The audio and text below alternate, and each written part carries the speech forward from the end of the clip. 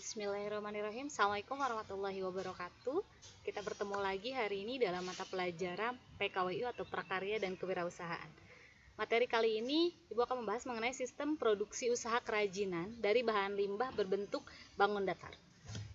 Yang pertama yaitu mengenai aneka produksi kerajinan dari bahan limbah yang berbentuk bangun datar ini.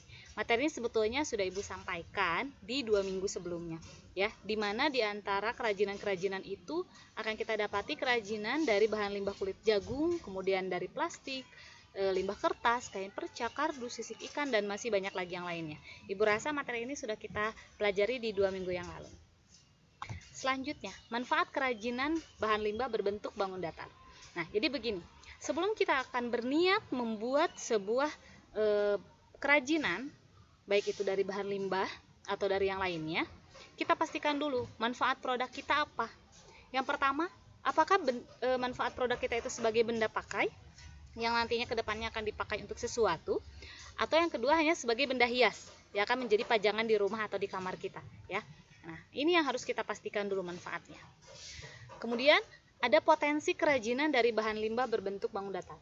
Maksud dari potensi kerajinan adalah di daerah tertentu dengan daerah lainnya, potensi kerajinannya akan berbeda-beda. Mengapa seperti itu? Karena sumber daya yang dimiliki pun berbeda-beda.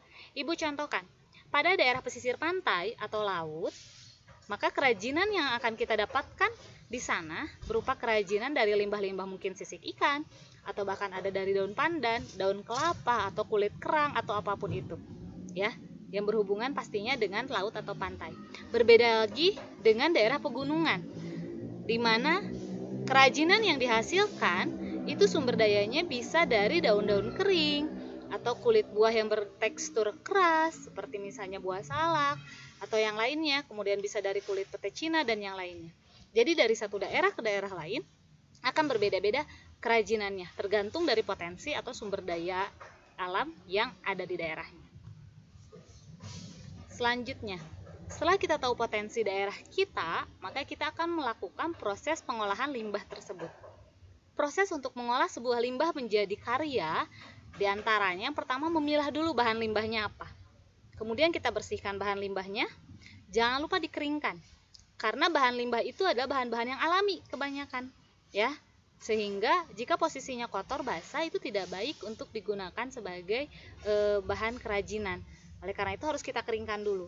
Setelah itu kita beri pewarnaan, jangan lupa dikeringkan kembali setelah pewarnaan, lalu terakhir finishing. Yang keempat, yaitu perencanaan produksi kerajinan dari bahan limbah berbentuk bangun datar. Nah, untuk merencanakan sebuah kerajinan, kita harus tahu ada yang namanya unsur-unsur di dalamnya. Di antaranya ada unsur estetika dan unsur ergonomis. Untuk unsur estetika, kalian pasti tahu ya, namanya juga estetik, berarti indah. Di mana unsur keindahan yang akan dinilai atau ada prinsip penilaiannya, di antaranya ada kesatuan, keselarasan, keseimbangan, dan kontras.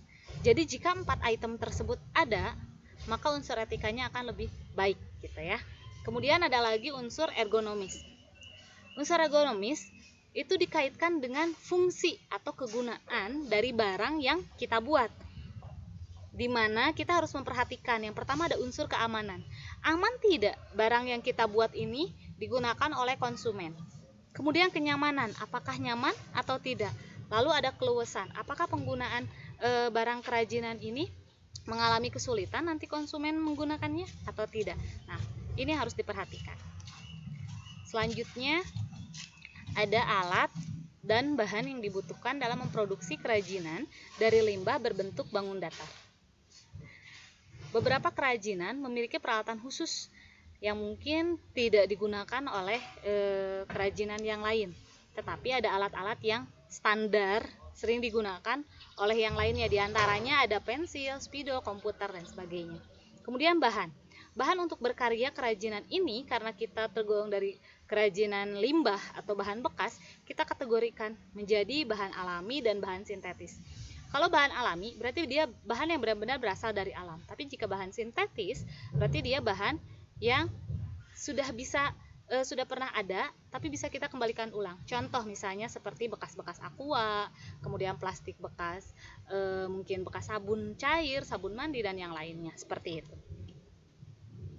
Kemudian ada lagi proses produksi kerajinan dari bahan limbah berbentuk bangun datar. Nah, untuk memproduksi sebuah kerajinan, kita harus pikirkan dulu pertama bentuknya apa.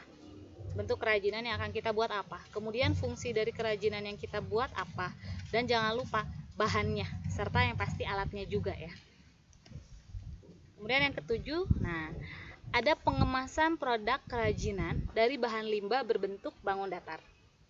Pengemasan dari kata kemasan, kemasan atau wadah pembungkus yang nantinya berguna untuk mengurangi terjadinya kerusakan pada bahan yang kita kemas nanti ya. Nah, mengapa sih sebuah kerajinan harus ada pengemasannya? Nah, ingat, ada tujuannya, kemudian ada manfaatnya, dan jenis bahan kemasannya. Untuk poin 7 ini, dari poin tujuan, manfaat, dan jenis bahan kemasan, sengaja tidak Ibu jabarkan.